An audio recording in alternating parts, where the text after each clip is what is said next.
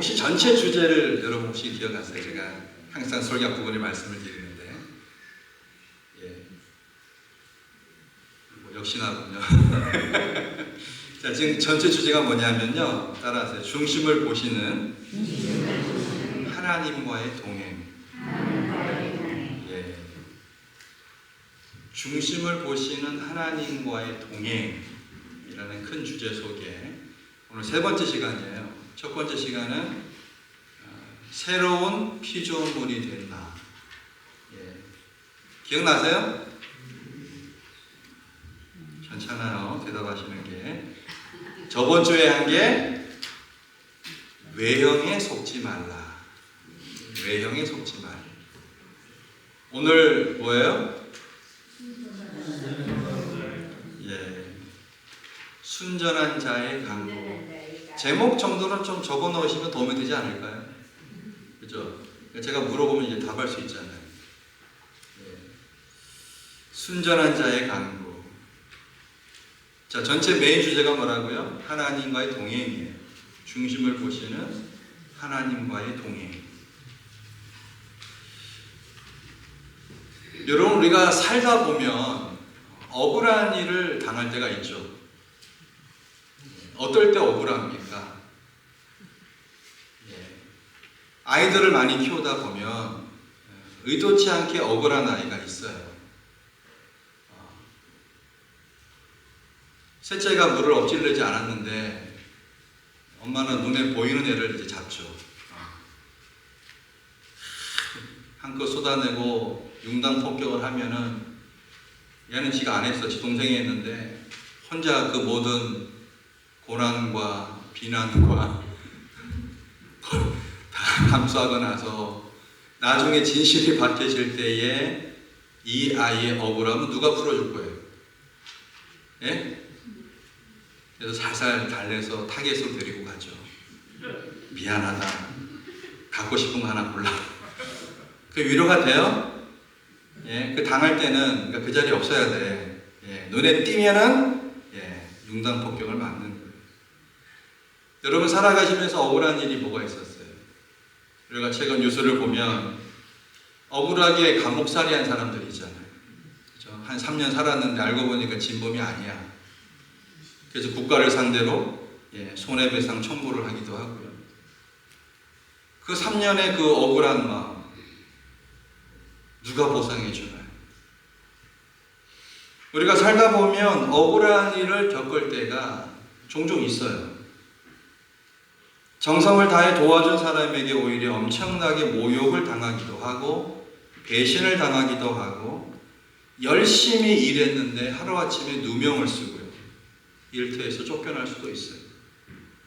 엉뚱한 오해를 받아서 비난의 대상이 되기도 하고 악의 창, 중상모략 때문에 한 집안의 앞길이 막히기도 합니다. 근데 이 억울한 일은 직장에서만 일어나는 게 아니에요. 길거리에서도 일어나고 집안에서도 일어나고 심지어 교회와 노회와 총회와 기독교 단체 내에서 생기기도 합니다. 억울한 일은 개인들만 겪는 것이 아니라 한 공동체에 속한 사람들이 함께 겪기도 하죠. 이런 지난 세기를 살아오면서 한반도에 사는 사람들이 또 미국에 사는 사람들이 개인적으로, 가정적으로, 지역적으로 특히나 이민을 좋지 않게 이민을 가신 분들의 그 생존기를 들어보면 휴지통 한 각 없이는 들을 수 없는 눈물의 이민 역사였습니다.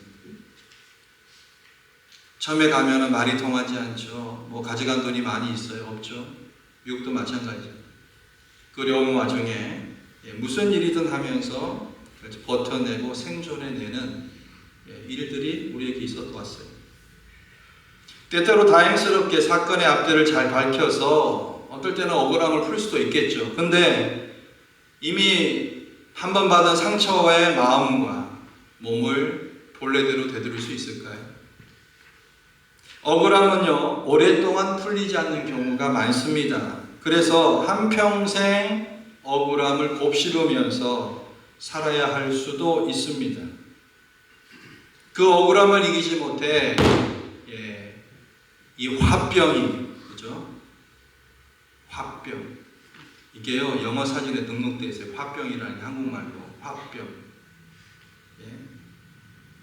풀어내야 되는데 풀어내지 못한 이 화병의 목숨을 그것으로 잃기까지 합니다.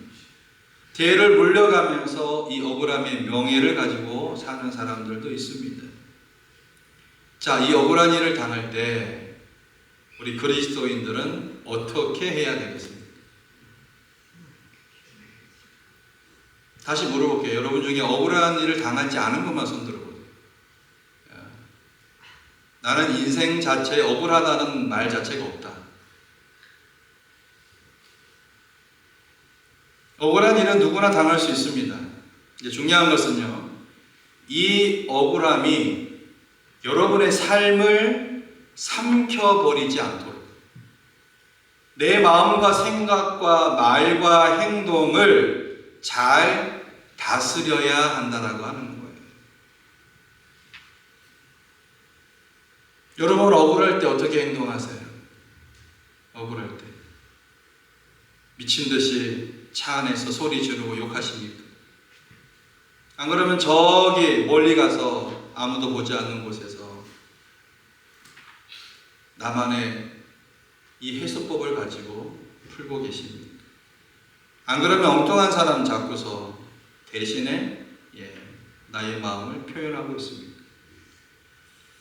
가장 세상에서 억울한 사람이 누구일까요?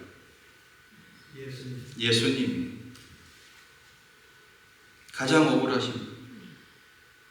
우리가 오늘도 예배 가운데 그 주님을 생각하면서 믿음과 소망과 사랑 가운데 억울함을 풀어나가야 합니다. 여기 있는 분들 중에서도 억울한 게 있을 수 있어요. 평생 남편 잘못 만나서 억울하게 살아오신 분들 있죠. 남편이 왼수야, 왼수. 이거 다 찍히고 있는데 이거 편집해야 되겠는데. 저 새끼만 만나지 않았어도 그냥 내가 그냥 이게 제가 편집할게요. 이 모양 이 꼴로 살지는 않는데 저놈을 잘못 만나서, 그렇죠? 또 반대로 저 분을 잘못 만나서 억울하게 살아오지는 않았습니다. 우리가 이런 일 가운데서 생각해야 될 게 있어요. 여러분 빈센트 고우라고 하는 분 알죠? 누구예요? 음악가예요? 미술가예요? 이 정도는 알죠 우리가. 또 뭐 체육 선수 이런 거 곤란하고요.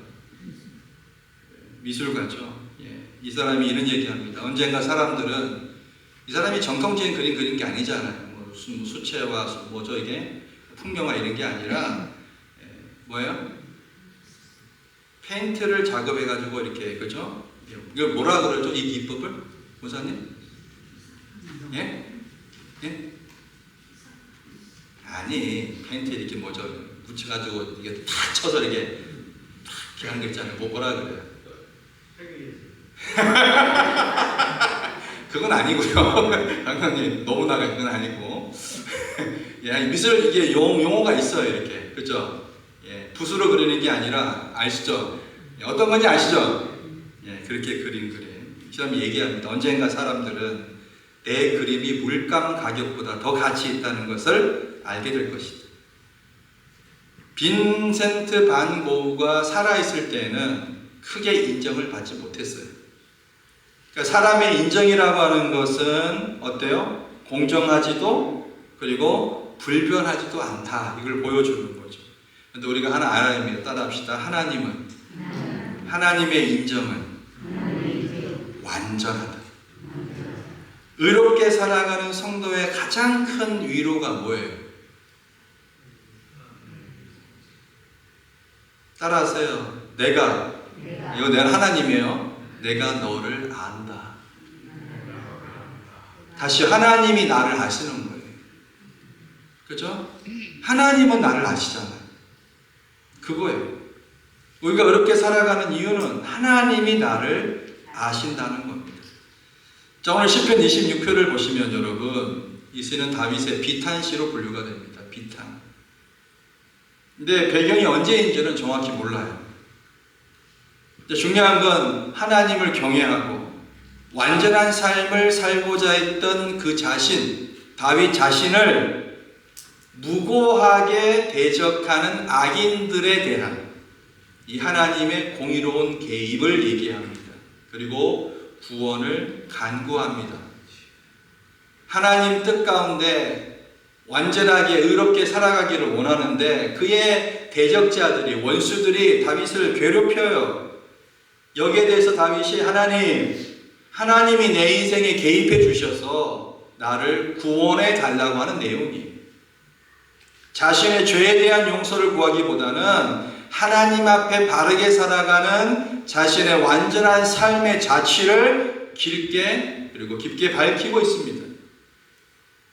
다윗이 어떤 사람이에요? 신정왕국의 사울의 뒤를 이어 왕이 된 사람. 하나님 앞에 의롭게 살고자 노력했던 삶의 자취. 다윗이 흠이 많은 사람이에요. 죄도 크게 지은 사람이에요. 근데 다윗의 가장 큰 장점이 뭐예요? 하나님 앞에서의 삶, 이 코람데오의 삶을 실천하고자 무지 노력했던 사람이에요. 그것에 대한 자부심이 오늘 강하게 표출된 시가 시편 26편입니다. 그래서 여러분 가만히 보시면요, 1절을 보세요. 자, 다윗은 순전한 믿음을 낱낱이 하나님 앞에 간구하는데요. 1절을 보시면 다 같이 시작.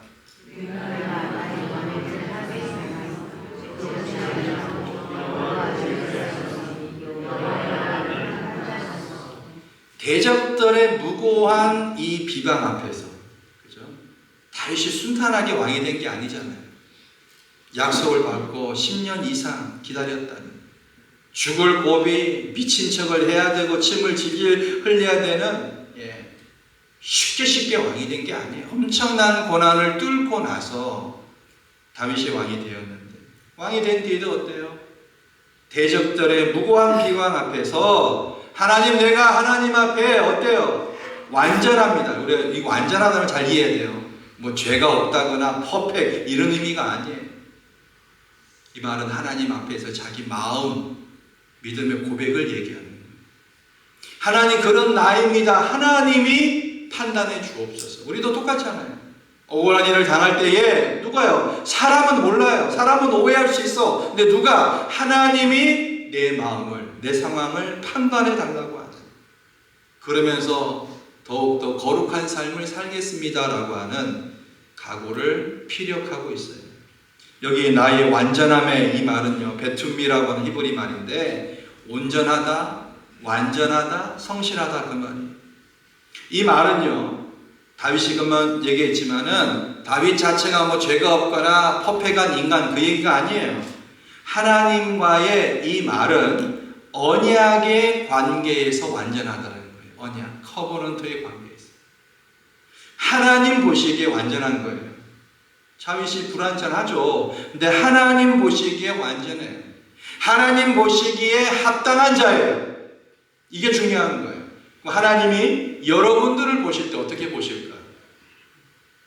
반대일 수 있죠. 아, 나는 완전한 사람이야. 나는 퍼펙트해. 근데 하나님은 너 아니야. 이러면 어때요? 힘들어요. 허물이 없는 행위의 측면이 아니라 하나님이 인정해 주시는 법정적 측면의 완전함이에요. 법정. 그렇죠? 마치 우리가 죄인인데 예수 그리스도를 믿어서 하나님과의 관계가 회복된 것처럼, 그렇죠? 그렇게 하나님께서 인정해 주시는 거예요. 여러분 창세기 6장에 보면 하나님께서 노아에 대해서 얘기할 때에 당세의 완전한 자라고 얘기해요. 이 말이 무슨 말이에요? 노아가 죄짓지 않았다는 말이에요? 그 얘기가 아니에요.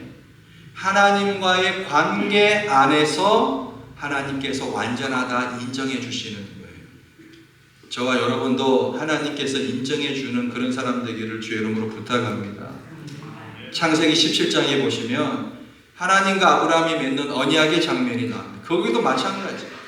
행하여 완전하여 그 말이에요. 행하여 완전하여.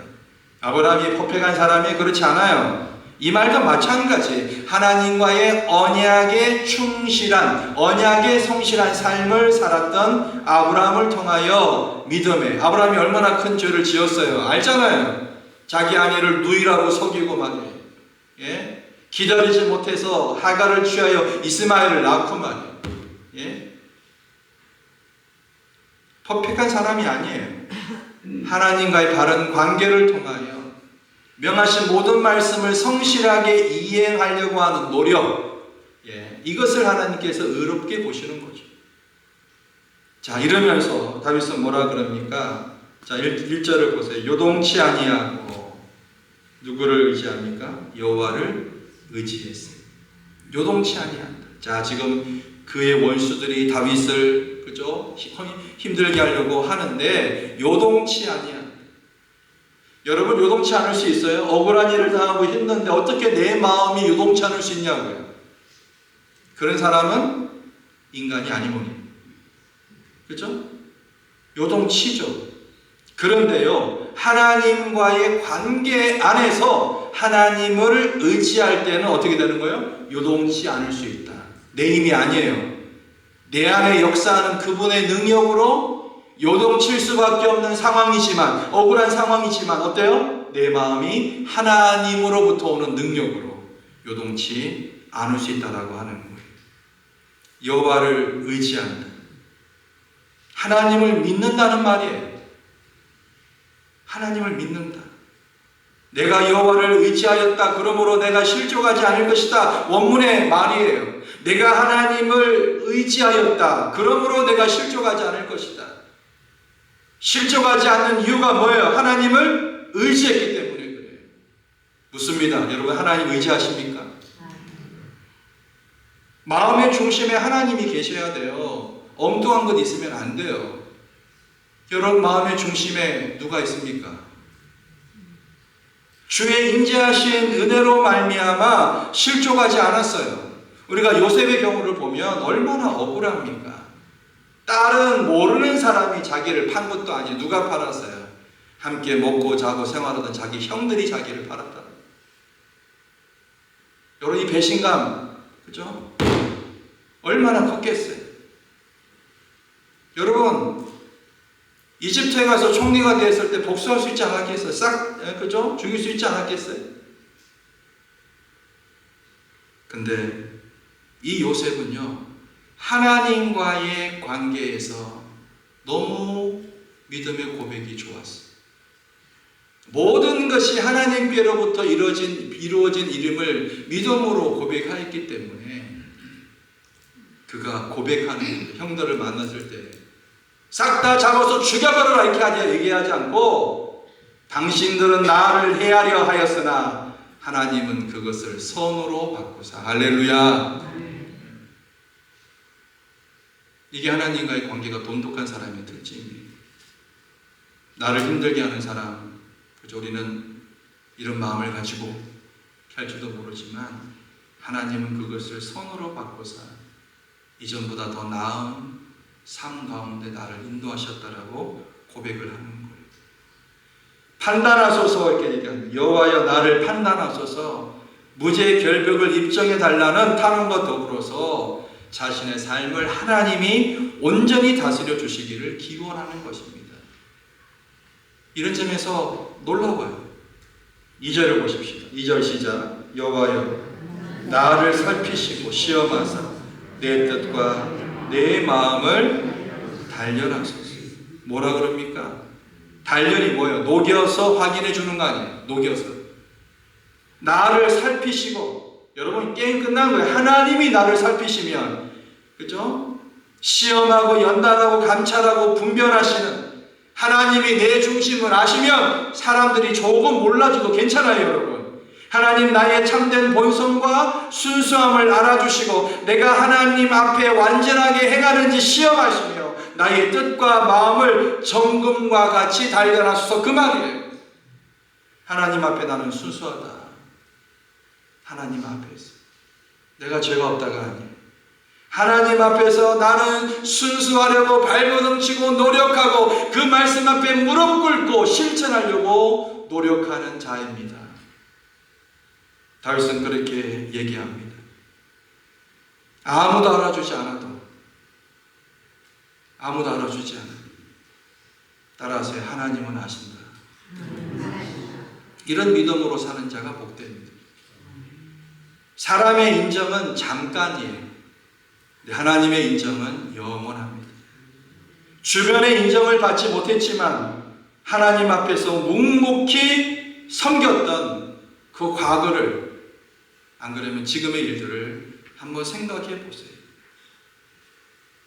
만왕의 왕이시오 만주의 주이신 예수님께서 제자들의 발을 씻기시면서 너희는 나를 본받는 자가 되라 이렇게 말씀하셨어요.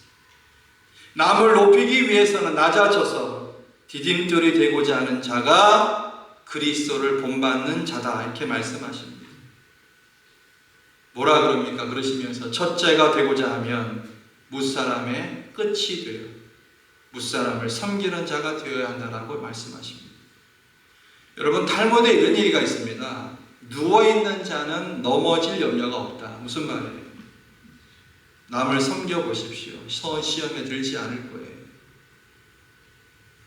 시인은 계속해서 자신의 무죄를 호소합니다. 3절을 보세요. 3절 시작.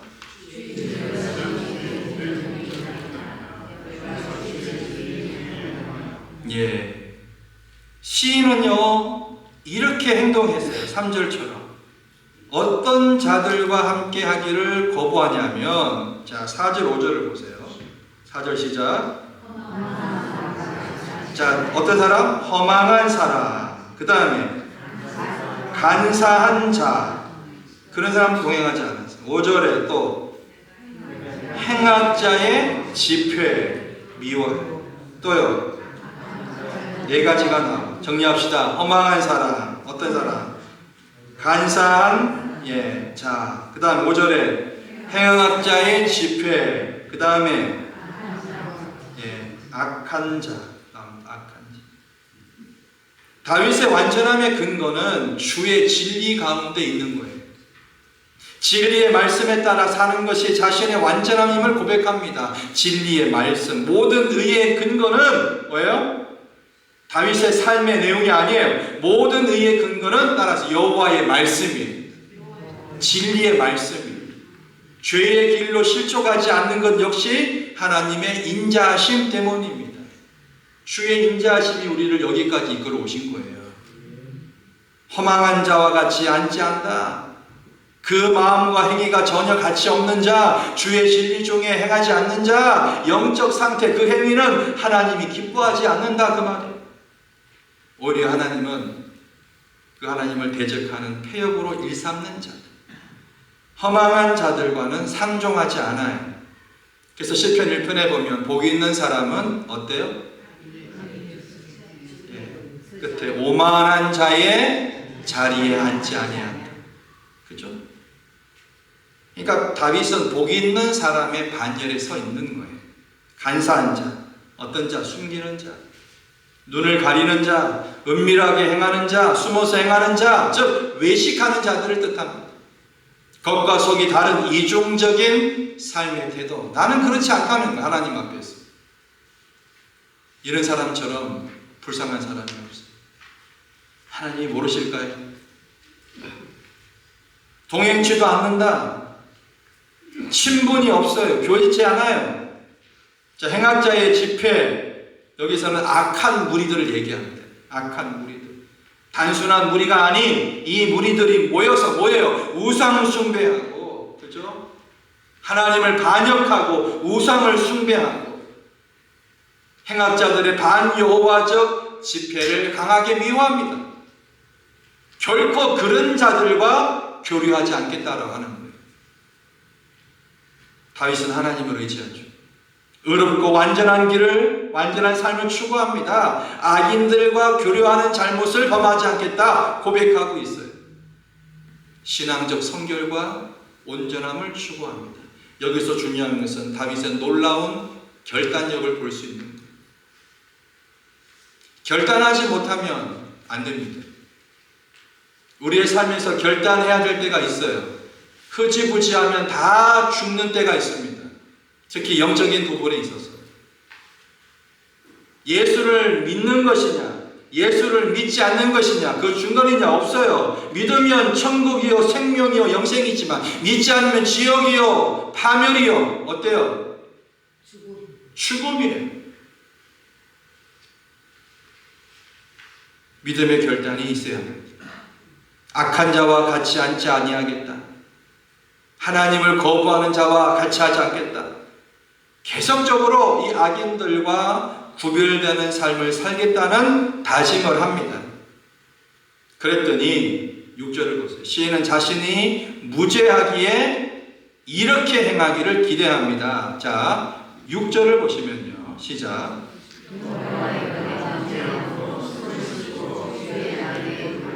손을 씻고 어떻게 한다? 주의 단에 두루 다니며. 자, 손을 씻는다는 의미는 뭐예요? 예배 드리기 전에 손 씻는다는 의미는 성전에 입장하기 전에 정결 의식을 갖추는 거예요. 여러분 오늘 교회 오실 때 슬리퍼 질질 끌고 오신 분 없잖아요. 그죠? 우리 남목사님은 선글라스까지 끼시고 눈 수술하셔가지고 그래요. 그래서 제가 보통 눈 수술하면 병원에서 안기 여기까지 다 덮이는 거, 그게 잘 안 보이신다 그래요. 그렇죠? 우리가 교회 올 때 가장 좋은 옷, 그죠? 입고 오시잖아요. 그죠? 맨발로 오신 분 없죠, 맨발에 그냥 슬리퍼 신고 오신 분 없어요. 무슨 말이에요? 정결의식을 얘기하는 거예요. 정결의식. 깨끗한 손은 마음과 생각 등 내적인 것과 행위의 삶 등 외적인 것을 포괄하는 전인적인 정결을 상징합니다. 그리고 제사장의 임직을 위해 선행되는 것이 손을 씻는 거예요. 번제와 관련해서 자신의 무고함을 입증하는 정결 맹세가 손 씻는 거예요. 죽음과 관련해 사체가 발견된 성업 장로들은 반드시 손을 씻어야 돼. 무슨 말이에요? 내가 더럽게 불결하게 하나님께 나아가지 않겠다는 거예요. 어떻게? 정결하게 하나님 앞에 나아가겠다. 우리 마음의 표현이에요. 하나님과의 바른 관계를 유지하겠다 그 말이에요. 두루 다니며 예배를 위해서 저의식적으로 결례를 행하고, 그죠? 그 행위를 염두에 두고 죄 범하지 않겠다는 맹세를 하고, 앞선 악한 자들과 나는 아무런 관련이 없고 오히려 하나님께 나아가 따라서요 온전한 예배를 드리겠다. 그 고백을 하는 거죠. 그 다음에 7절을 보시면 여러분 7절 시작. 어떤 소리를 한다? 감사의 소리. 지금 감사할 상황이 아니라니까요 여러분. 대적들이 자기를 공격하고 힘든 와중에도 어떻게 해요? 감사의, 그러니까 다윗이 보통 사람이 아니죠. 하나님을 전적으로 의지한 사람이죠. 여호와께 감사합니다. 주의 기이한 일을 선포할 것이다. 들리고 소리와 관련해서 감사 찬송하는 거예요. 감사의 소리를, 감사의 제물을, 감사제를, 감사 찬송을 드렸다라고 하는 거예요. 추수감사주일 때만 감사하는 것이 아니라 1년 내내 어때요? 365일 매 순간마다 하나님 앞에 감사하는 우리가 되기를 주의 이름으로 축원합니다. 그것에 이르렀다. 하나님의 모든 행사에 자신이 증인으로 나서겠다고 고백을 합니다. 그러니까 다윗의 관심은요, 보세요. 지금 힘든 상황 속에서 적들이 자기를 공격하는 상황 속에서 다윗의 관심은 그런 것들이 아니에요. 다윗의 관심은 하나님이고 다윗의 관심은 예배죠. 예배. 하나님을 위한 예배에 집중합니다. 현실적으로 시인은 악인들의 핍박과 무고한 누명동으로 고통을 당하고 있지만 이 상황에서 급한 것은 개인적 문제 해결보다 하나님께 대한 예배에 더 큰 관심을 두고 있다고 하는 거예요. 우리 어떻습니까 여러분?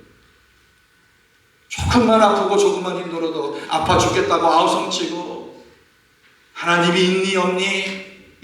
경건하지 못한 망동한 행동과 얘기를 하고 자신의 문제를 해결할 단초가 하나님과의 바른 관계에 있는 거예요. 다윗은 알았던 거예요. 문제 해결은 누가 한다? 하나님이 하신다. 그러면은 하나님과의 바른 관계가 중요한 거예요. 기능이 중요하지 않아요, 여러분. 기능이. 비탄시의 범주를 넘어서 성전 예배를 준비하는 순례시로 우리가 이해되기도 해요. 이 시편 26편이. 그러니까 보세요. 우리가 어떻게 죄를 극복할 수 있어요, 여러분? 죄는 극복하는 게 아니에요. 따라요. 죄는 멀리 피하는 거다. 예, 불가피하게 죄의 유혹을 이겨내야 할 때도 있지만 최선은 죄의 자리를 피하는 거예요. 그죠? 그래서 여러분, 교회에 오는 시간을 늘리고 믿는 자들끼리 대화하고 기도하는 시간을 늘리는 것이 얼마나 중요한지 몰라요. 여기는 모르겠어요. 한국은 연말 되면 어때요? 환장 파티가 이루어지죠. 환장 파티. 예. 사람들, 모임들, 예. 우리 잘 생각해야 돼요. 시인은 악인과 함께 멸망치 않기를 바라면서 성전을 사모하는 마음을 고백합니다. 8절 읽습니다. 시작.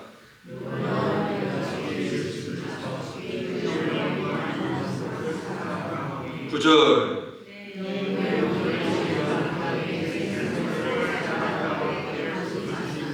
시인이 사랑하는 곳이 어디예요? 8절에 여호와여 내가 주의 계신 집, 또 주의 영광이 거하는 곳, 주의 전을 사랑합니다. 하나님을 사랑한다는 말은 자신을 비방하는 공고함 중에서도 자신의 처지에 관심을 가지기보다 누구에게 다윗은 하나님께 더 큰 관심을 가지고 있어요. 할렐루야. 다윗의 성숙한 신앙이에요. 제발 우리 여러분 이 믿음을 본받아야 돼요. 문제가 있으면 문제를 바라보지 마세요. 함께 함몰됩니다. 함께 추락합니다. 함께 망해요. 문제가 있으면 누구를 바라봐요? 문제보다 크신 누구? 하나님을 바라봐야 돼요. 하나님이 여러분의 문제를 해결해 줄 수 있어요. 이 믿음의 고백이 중요합니다. 그래서 우리는 마음을 다하고 성품을 다하고 힘을 다하고 내 하나님 여호와를 사랑하라. 신명기, 마태복음 말씀을 통하여 하나님이 원하시는 바 가장 큰 계명.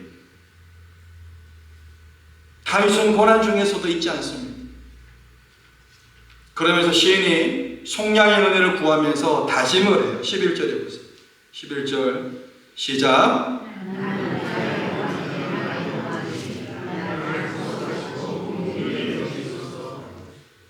12절.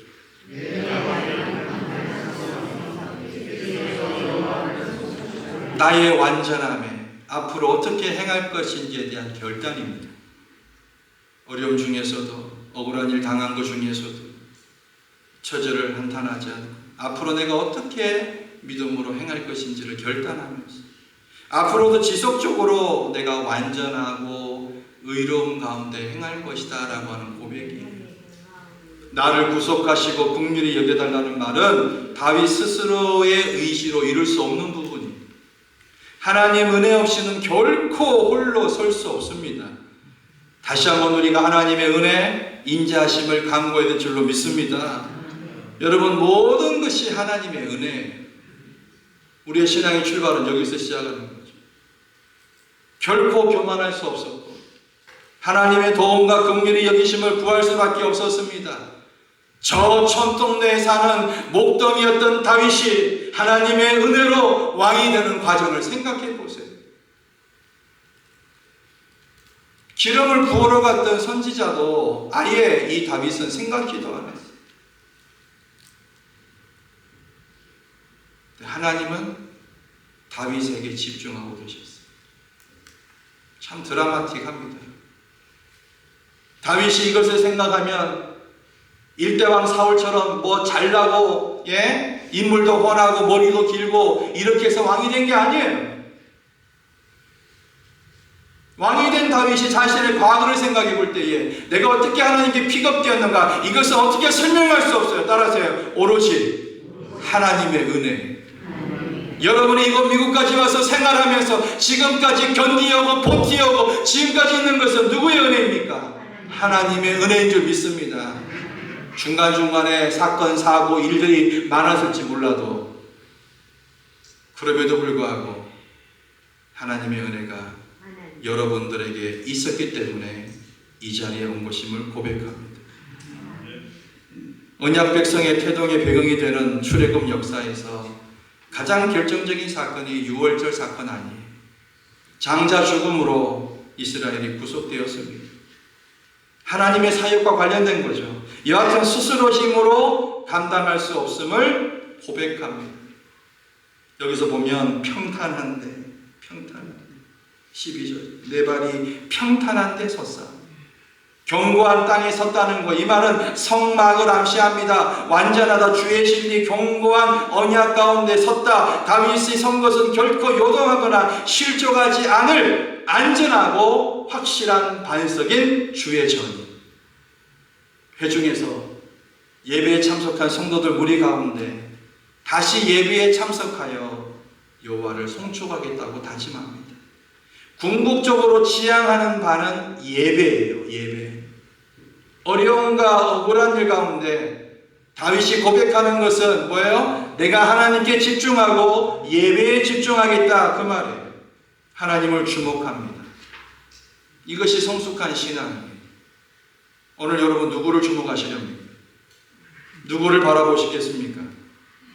고난 극복과 문제 해결이 다른 데 있지 않다니까요.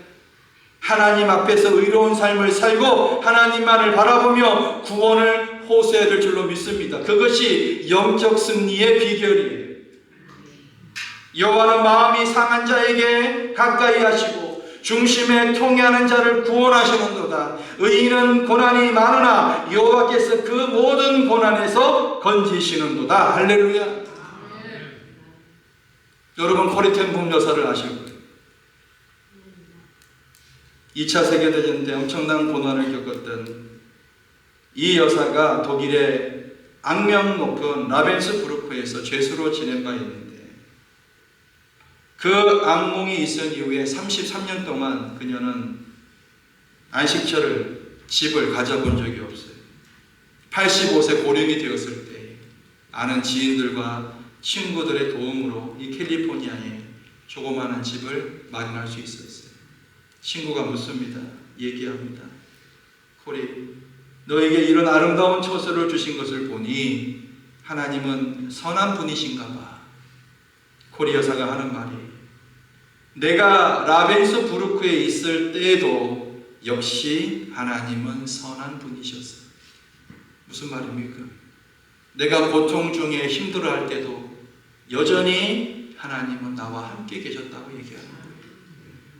여러분 힘들어하십니까? 어려운 가운데 있습니까? 육체의 고난 가운데, 관계 어려움 가운데, 물질의 어려움 가운데, 자녀의 어려움 가운데 말할 수 없는 마음의 상처와 말할 수 없는 깊은 내면의 고민이 있습니다. 하나님은 그 현장에도 계시는 줄 믿으시기 바랍니다. 하나님은 멀리 떨어져서 우리를 관망하는 분이 아니에요. 고통의 현장 가운데 하나님은 여전히 우리 이름을 부르며 나와 함께 하십니다. 예배의 자리에 나아가야 돼요. 예배의 자리에. 어떤 자매가 병원에 입원했습니다. 이문차 목사님이 찾아갔는데 병실문을 열고 들어가니까 이 자매가 곤히 잠들어 있었어요. 잠을 깨우지 않으려고 이제 몰래 살짝 나오는데 그녀의 침상 옆에 작은 책상 위에 원고지가 있었어요. 여기에 이런 말씀이 적혀 써져 있었어요. 복 있는 사람은 악인의 꾀를 쫓지 아니하며. 마치 초등학생 1학년처럼 또박또박 한자 한자씩 이 말씀을 적었습니다. 그리고 성경 말씀이 끝난 맨 아랫줄에는 한 줄의 기도문이 적혀 있었어요. 하나님 감사합니다. 저에게 순종과 인내를 가르치옵소서. 그녀는 그 병상에서 다시 시작하고 있었던 겁니다. 병실에 누워서 그의 겉사람은 병실에 누워있지만 그의 속사람은 주님과 함께 날마다 새롭게 말씀을 통해 예배를 통해 회복되기를 원했던 거예요. 우리도 이와 같아야 합니다. 우리의 속사람이, 우리의 모습이 하나님을 고백하는 그 예배의 현장에, 주님만을 찬양하는 현장에 문제보다 크신 하나님을 바라보는, 그래서 순전한 자의 기도를 들어주시고 응답해 주시는 좋으신 하나님을 경험하는 우리 모두가 되기를 주의 이름으로 축원합니다. 우리 찬양하면서 기도하기를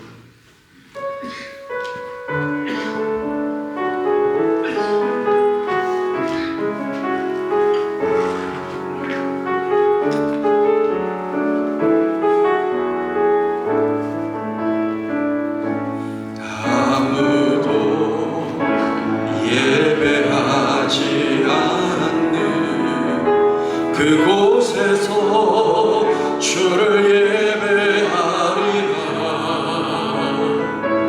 아무도 찬양하지 않는 그곳에서 나 주를 찬양하리라. 누구도 헌신하지 않는 그곳에서 주께 헌신하리라. 누구도 증거하지 않는 그곳에서 나 주를 증거하리라. 내가 밟는 모든 땅 주를 예배하게 하소서. 주의 보혈로 덮어지게 하소서. 내가 선이고 주의 거룩한 곳 되게 하소서. 주의 향기로 물들이소서. 죄가 밟는 모든 땅 주를 예배하게 하소서. 주의 보혈로 덮어지게 하소서. 내가 선이고 주의 거룩한 곳 되게 하소서. 주의 향기로 물들이소. 내가 밟는 모든 땅, 내가 밟는 모든 땅 주를 예배하게 하. 주의 보혈로 주의 보혈로 덮어지게 하소서. 내가 선이고 주의 거룩한 곳 되게 하소서. 주의 향기로 물들이소. 내가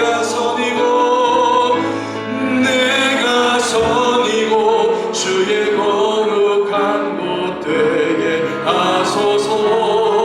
주의 향기로 물들이소서. 아멘. 다 눈을 감으시고요. 하나님 앞에 순전한 자로 우리가 나아가야 합니다. 문제가 있을 때 문제를 바라보는 것이 아니라, 억울할 때 그 억울함에 집중하는 것이 아니라 문제보다 크신 하나님을 바라봐야 돼요. 그리고 예배의 자리에 어떠한 상황에서도 내가 하나님을 예배하겠노라. 예배의 자리에 나아가야 합니다. 억울하고 힘든 분이 있다면 하나님께 우리가 고백합시다.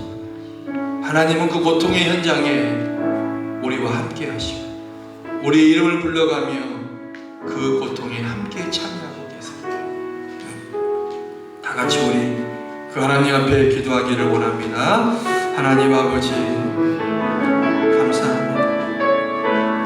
오늘도 우리가 그 하나님의 신실함 앞에 기도하며 나아갑니다. 순전한 자의 기도에 간구를 들으시는 주, 어려운 가운데 고통 가운데 나와 함께 하시고 그 고통의 현장에 여전히 주님이 나와 함께 아파하시고 그 모습을 우리가 바라고, 주여 우리가 처한 상황 속에서 오직 그리스도의 마음, 그리스도의 사랑으로 회복하며 나갈 수 있도록 하나님 도우시고 역사하여 주시옵소서. 그 주님을 바라보고 그 하나님을 바라보고 하나님의 긍휼하심을 바라보고 주님 오시는 그날까지 온전한 예배자로, 참된 예배자로, 승리하는 예배자로 살게 하여 주옵소서. 주님 도와 주옵소서.